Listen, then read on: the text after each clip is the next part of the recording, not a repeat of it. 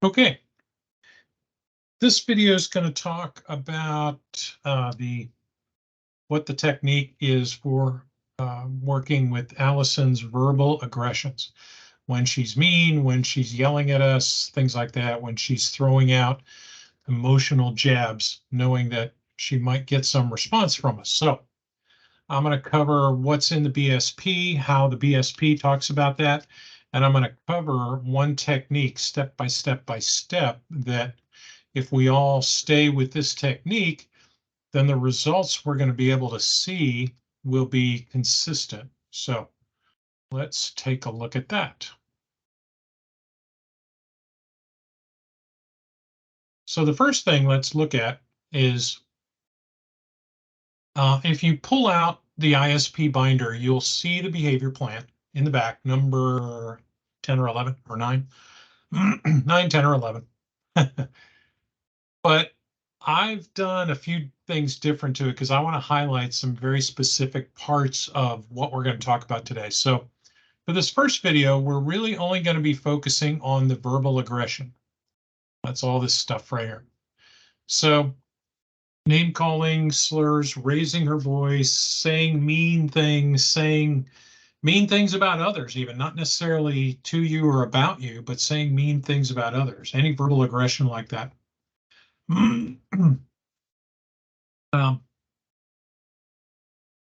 It says here that it's a way to escape or gain attention or somehow regain control.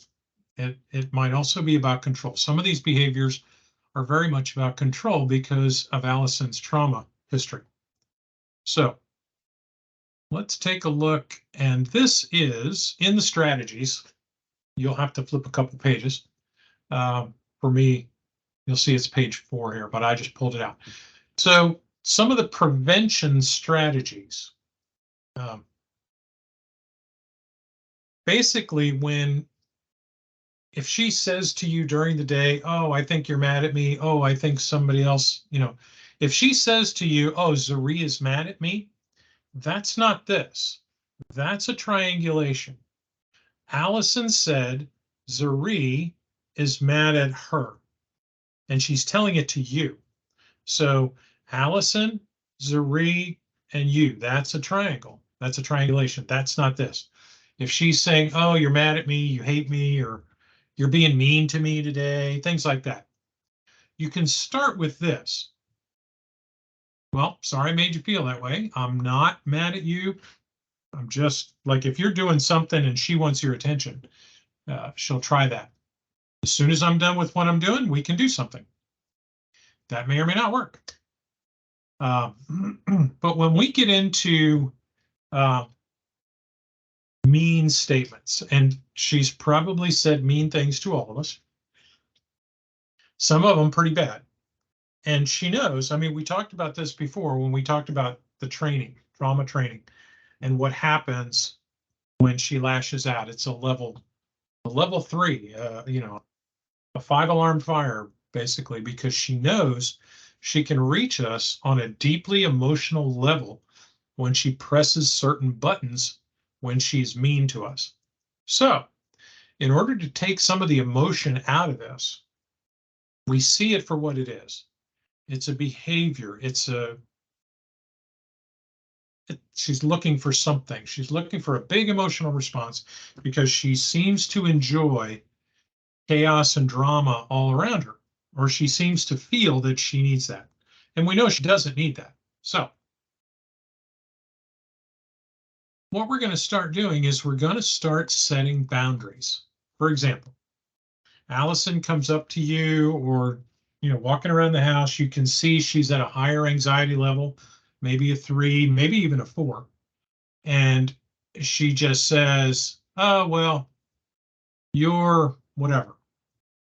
You're ugly, or you're mean, or you're not doing a good job, or whatever she throws at you to try to get an emotional response. You want to disengage.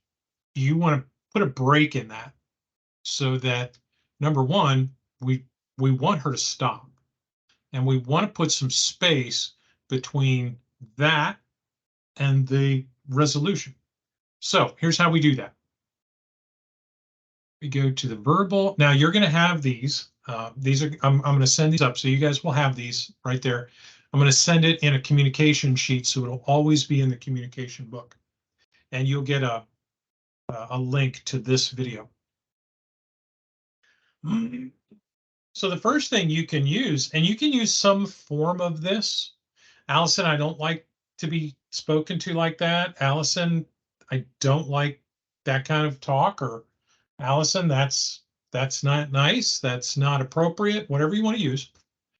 And then you can say, I need some space, so I'm going to take a break in the other room. Remember, disengage. You have to separate. So you can either use a 2 or a 3-minute timer. 2 minutes is a long time. 3 minutes is a really long time. And I don't necessarily recommend 5 minutes yet. You might need 5 minutes based on how emotional you've become, how hard she hit you, and how hard you took it. So 5 minutes is fine, but typically 2 or 3 minutes. Set your phone timer and let her see you do it. Okay. Okay, well, Allison, I need some space, so I'm going to set a timer for 2 minutes, and I'm going to go in here. And do not re-engage until your timer is up. And then you can tell her when we're done, when I'm done, then we can work it out. We can talk it out. Do not re-engage. She might go walking back and forth. She might be staring at you while you're sitting in the office. She might still be yelling. We're just going to disengage, okay, until the timer's up. When the timer's up and you're calm, hopefully 2 minutes was good enough for you too, and she's calm again, she comes back down to what we call a baseline level, which is not a whole lot of anxiety display and not a lot of not any behavior display, just sitting there quietly.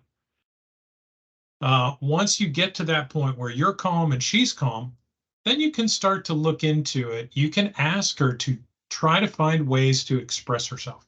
Allison, what was it that made you feel that way? Is there something bothering you? Do you need to get something off your chest? Whatever. And as you explore this with her, you might want to use some of the skills tools. The feelings journal, she can journal it if she wants to. Sometimes it helps to get it out. And not just in her journal book. If she is mad at somebody else and she wants to write them a note, remember what she said about those notes. She wants us to read them. So if she just wants to write a note to that person instead of doing a journal, writing this stuff down can be helpful. You also want to look at the social mapping. You want her to know that what she did had an impact on you. It hurt your feelings. And what she did was inappropriate. That was an off-track response to something she was feeling. And then we explore what would be an on-track response to what she was feeling.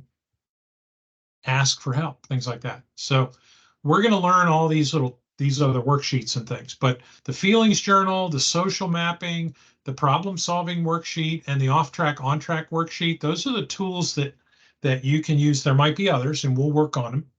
And we're going to start getting more little videos of these tools, how to use these tools, how to best use these tools. Now, if you've calmed down, but Allison hasn't calmed down yet, you may need to wait.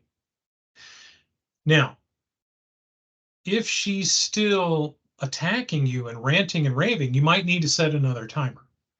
But if you don't feel you need to set another timer and she's not calm enough to talk about it, minimize your responses. Go about your business, whatever you're doing, but minimize your responses to her. Don't ignore her, just minimize your response. Give her some space until she's done or until she's ready to work on what's bothering her. She might just run in her bedroom and lock the door. Okay. Check on her frequently because of her seizures, obviously. And, just every now and then go by the door, every couple minutes, go by the door and listen at the door. And she'll come out eventually because she wants to be with people and she wants to be with us. So that's what we're going to do when we encounter this verbal aggression. We're going to put a break in it. We're going to disengage. We're going to separate that aggression from our response. Our response is simply to say, okay, I need some space. I'm taking 2 or 3 minutes. Then when we come back, we might be able to work on something. What was it that was bothering you? Are you just overly anxious? Are you just afraid of something? What was it? And then we can work on it, whatever those tools that we can use. I hope that that will help.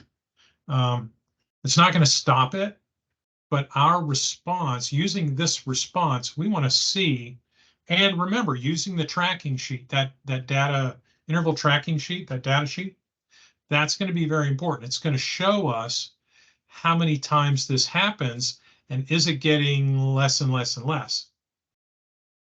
And that might be a while, but we still have to collect the data. We've got to use this technique.